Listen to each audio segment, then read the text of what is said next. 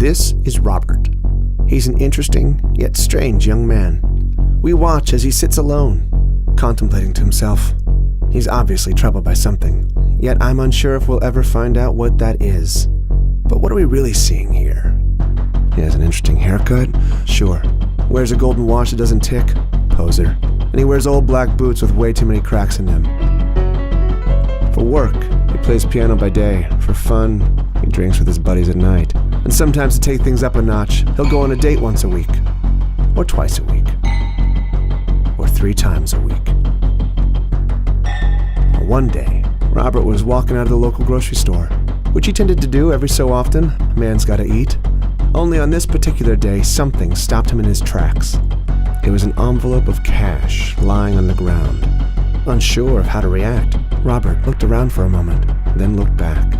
It was a fresh stack of bills and had a red stain on it. Now I'd love to tell you that Robert left the cash where it was, or even turned it into the police, but he didn't. He simply dropped his groceries, picked up the envelope, and walked away. In fact, he was so infatuated with his new discovery that he left his groceries behind, which unfortunately for him were stolen soon after. He didn't feel good about what he'd just done, but he didn't feel bad about it either.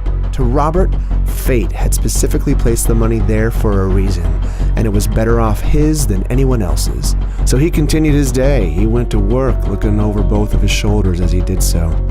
Then he went out, unapologetically spending his new cash on expensive bottles, expensive treatment, and expensive friends. He cheersed everyone around him, taking one shot, then another shot, then another shot after that.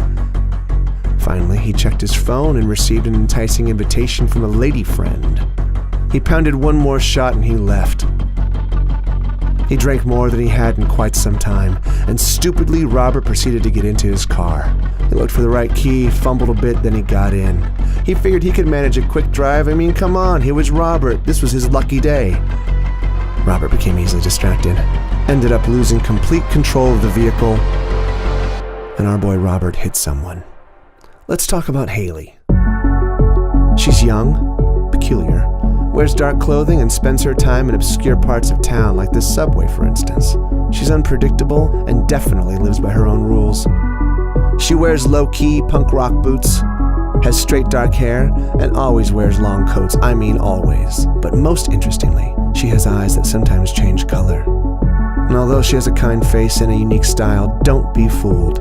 Haley claims to suffer from kleptomania. For those who don't know, kleptomania is an impulse control disorder that results in an irresistible urge to steal. And that's exactly what Haley does.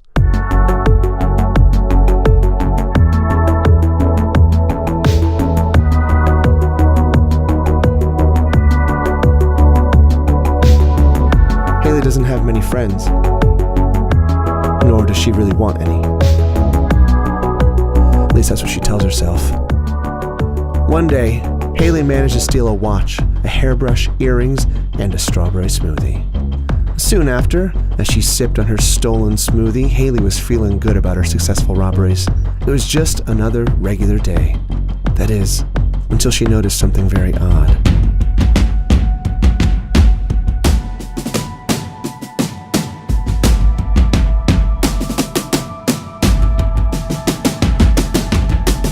It was a man running with a bag of fresh cash, and no one was chasing him.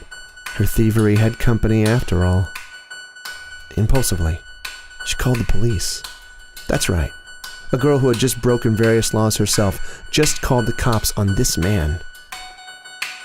Was she a changed person? Or was she just protecting herself?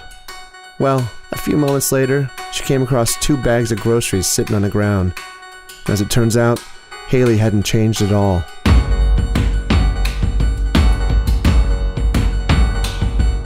She completed her day by texting a fellow who she knew would respond right away. 2 words were capable of captivating the young man's attention completely. Come over. That was her message. This is it. This is her life. Let's move on to Anthony. Anthony is a criminal. Being a criminal is what he knows, it's what he thinks about, and it's what he does. Anytime he's tried to live life according to good morals, he's failed miserably.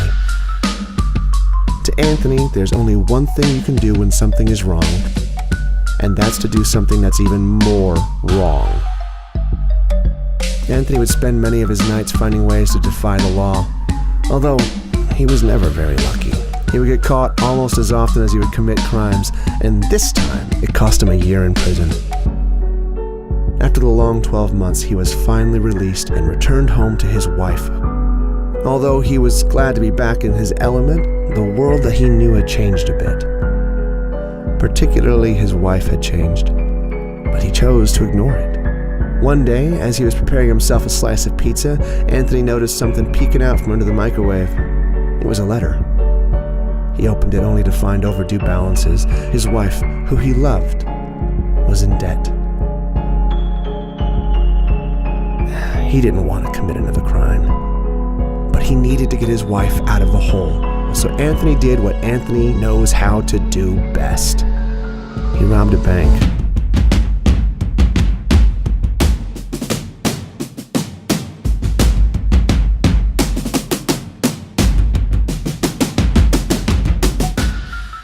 All seemed to be going well, until suddenly an officer stopped him in his tracks, causing a stack of cash to drop on the ground.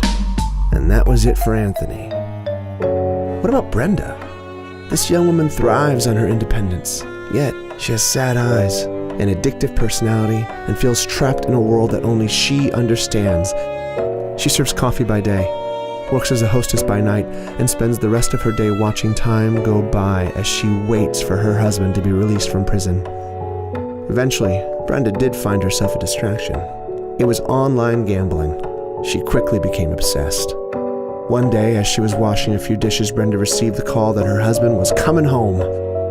Initially, Brenda was thrilled to see her husband again.